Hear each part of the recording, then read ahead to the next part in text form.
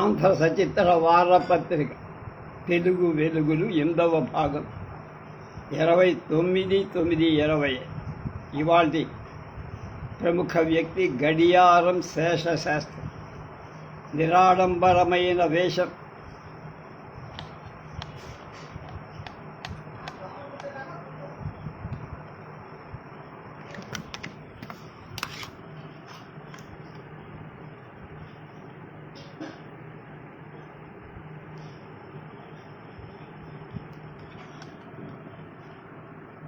నివురుగప్పిన నిప్పులాంటి వారు గడియారం శేషశాస్త్రిగా. అనవసరంగా మాట్లాడరు, అవసరమైతే మౌనం వహించరు. మాట్లాడినా ఎంతో అంత మిత భాష అన్న మాట వారికి ఎంతైనా చెల్లు. అందువల్లనే అనవసరమైన ఆయన కవినని ఓరేగల సభలు, సన్మానాలు అనే ఆర్భాటాలకు విత్తనం వేసి పంటకు ఎదురు చూసే రైతుల తన కావ్యకన్య సమగ్ర రూపంలో నాలుగంతులు నవనవలాడే వరకు రచ్చకెక్కల. ఒక్కసారిగా శివభారతం వంటి మహాకావ్యంతో సహృదయుల ముందుకు వచ్చి నిలిచారు. వేటూరి ప్రభాకర శాస్త్రి వంటి వారు అంతటి కవిని ఇంతదాకా ఎరగమైతి మేమా అని ముక్కున వేలు వేసుకున్నట్టు చేశారు.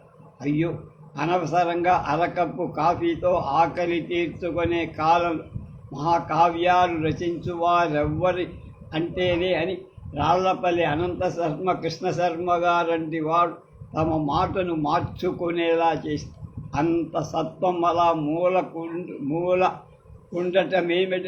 చిలుకూరి వంటి వారు ముంగిటికి రమ్మని దాకా ఆయన కవిత్వం రాసుకోవటం తప్ప తమను గూర్చి కానీ తమ కవితను గూర్చి కానీ తమకు వేయించుకోవాలి.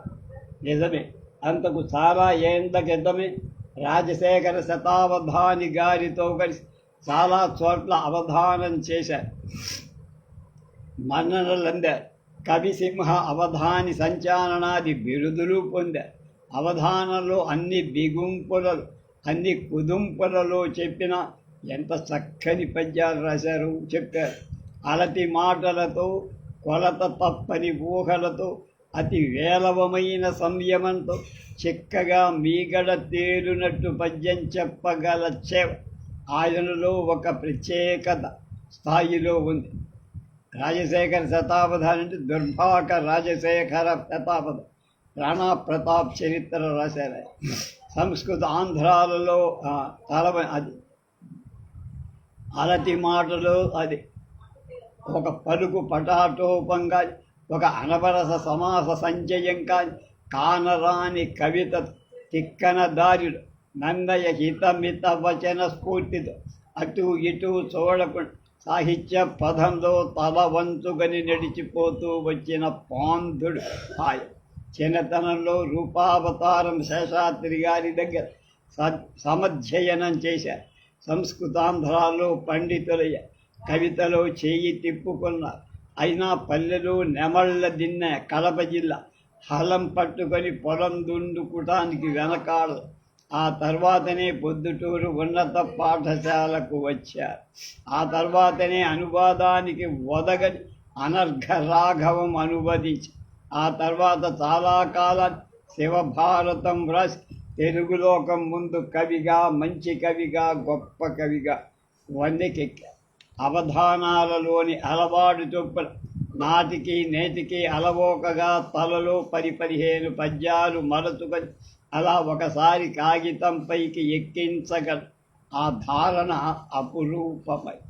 జ్ఞానమే కాదు, జర కూడా వారి వృద్ధతకు దోహదం చేస్తున్న ఈ కార్యక్రమాల సందడి ముమ్మరం అవుతున్న నిత్య విధిలా నడిచి వారి కవితారాధన సఫలమై హఠాత్తుగా మన ముందు మరొక మహాకావ్యం శేషగి శాస్త్రిగా త్వరలో కానవచ్చిన ఆశ్చర్యపడాల్సిందేం లేదు. అయినా వ్రాత కోసం వ్రాత కాక వ్రాసిన ప్రతి పంక్తి, వాడిన ప్రతి మాట సార్థకంగా ఉండాలన్న కోపకు చెందిన వారు కనుక అవసరమైనంత దాకా మనం ఆగవచ్చు. ఏదో వ్రాయటం కాదుగా శ్రీవారి లక్ష్యం అందుకే ఈ ఆలస్యమేమో ఇంకోటి రాసినట్టేం లేదు నాకు.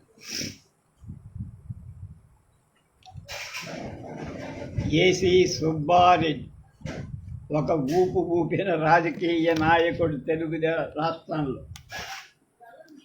ఆనం చెంచు సుబ్బారెడ్డి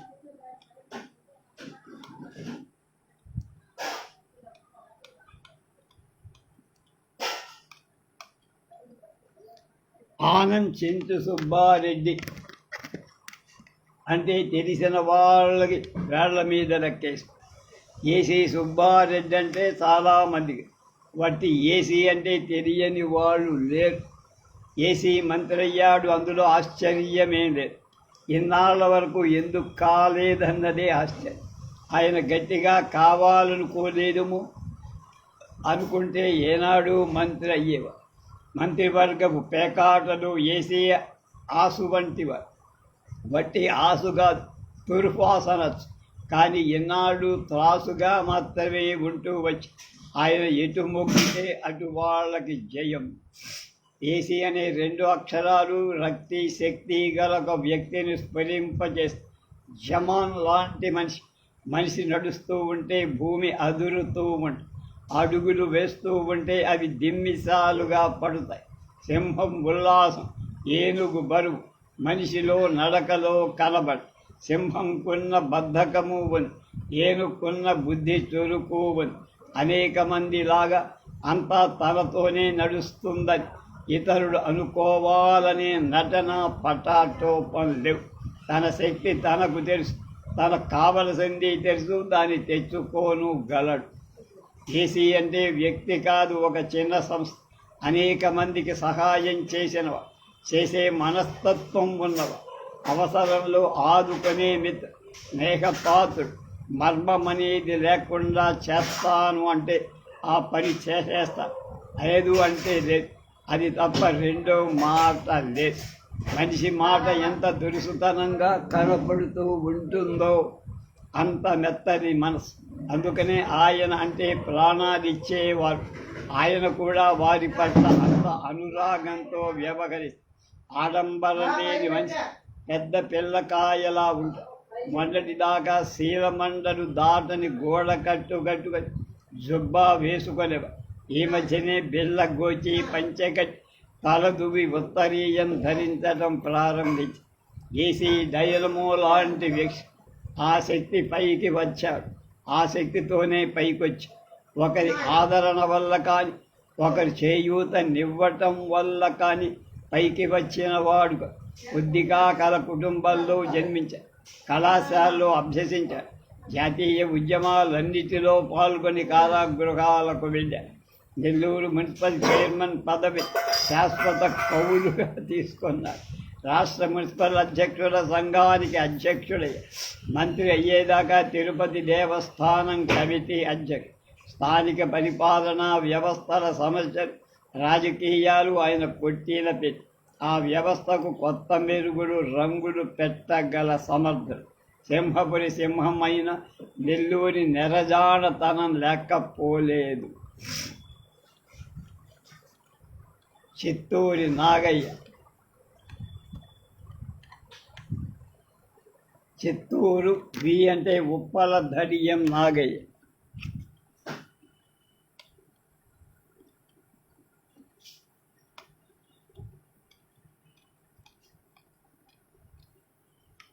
వెలుగుతున్నంతసేపు తార, వెలుగు తగ్గగానే ప్రమిద. ఆ మాట చలనచిత్ర రంగంలో నటీనటులకు విస్తరించినంత బాగా మరెవరికి వర్తింది. కానీ అప్పటికీ ఇప్పటికీ ఒకే తీరుగా ప్రకాశిస్తూ యథాశక్తిగా వెలుగు తెలిగిస్తూ ధ్రువతార అనిపించుకున్న నటుడు నాగ. జిల్లా బోర్డు గుమాస్తాగిరికి చలనచిత్ర తారాపదానికి మంటికి మింటికి ఉన్నంత దూరం.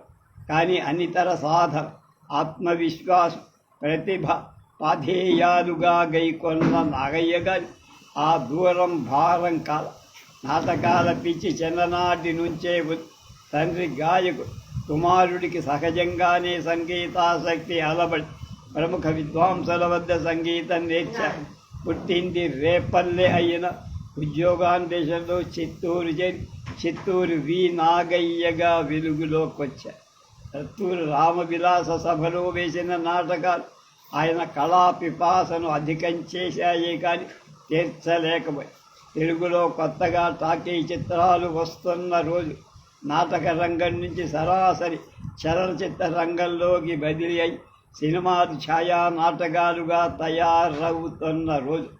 ఆ రోజుల్లో నాగయ్య గారు నాటకీయాభినయాన్ని నాటక రంగం మీదే వదిలి తెర ముందు నుంచి తెర మీదకి వచ్చి చక్కని గాత్రం, భారీ విగ్రహం, నిగ్రహం గల నటన, సహజ సంస్కారం, సమర్థులైన దర్శకుల అండదండలు కలిసి రెండవ చిత్రంలోనే ఆయన తారాపదంలో ప్రజా హృదయ రథంలో స్థిరపడి తెలుగు సినిమా చరిత్రలో నాగయ్య గారు ఒక శకం. రొమాంటిక్ హీరో నుంచి వృద్ధ పాత్రల దాకా ప్రధాన అప్రధాన పాత్రలు అన్నీ రకాలవి ధరించి దాదాపు అన్నీ శాంత స్వభావం గల పాత్ర. ఇప్పటికీ నాగయ్య పేరు చెప్పగానే జ్ఞాపకం వచ్చేది పోతన, వేమన, చాగయ్య వంటి భక్తుల పాత్ర. భక్తుడిగా నటించడంలో నాగయ్యకు సాటి నాగయ్యే. రాధాకృష్ణన్ ప్రిన్స్ ఆయన భారతదేశ రాష్ట్రపతిగా ఉన్నప్పుడు ఆయన చూడటానికి వస్తే ఆయన వయసుకు వచ్చి ఆయన లోపలికి తీసుకొచ్చి పాదాభివందనం చేసి ఆయన బట్టలు పెట్టి గౌరవించి మళ్ళా గేటు దాకా ఆయన సాగనంపినటువంటి గొప్ప మనిషి నాగయ్య. చూడవచ్చిన వారిని స్నేహితులుగా, చేరవచ్చిన వారిని చుట్టాలుగా ఆదరించే ఆప్యాయ, సహాయం కోరి వచ్చిన వ్యక్తిని కానీ సంస్థను కానీ పొమ్మని చెప్పలేని గాలిగుడి, ఎవరు ఏ మంచి పని తలబెట్టినా చేయూతనిచ్చే అవుతారు, నలుగురి చేత అవుననిపించుకోవాలన్న మంచితనం. ఈనాడు తెలుగు తమిళ చలనచిత్ర పరిశ్రమలో ఆయన పలుకుబడికి పునాది రాళ్ళు ఈ గుణాలే. కొత్త వ్యక్తులు, కొత్త అభిరుచులు, కొత్త విలువలు వస్తు పాత వాటిలోని మంచి చెడు కూడా కొట్టేస్తున్న ఈ రోజులు నాగయ్య లాంటి వారికి చోటు ఇరుకైతే బాధ కలగవచ్చు కానీ ఆశ్చర్యం కలగదు. కానీ నేటికి ఆయన తెర మీద కనపడుతున్నారని ఆయా పాత్రలు ఆయనే నిర్వహించాల్సిన అవసరం వ్యక్తమవుతోంది. రేపు తెన్నేటి విశ్వనాథం గారి గురించి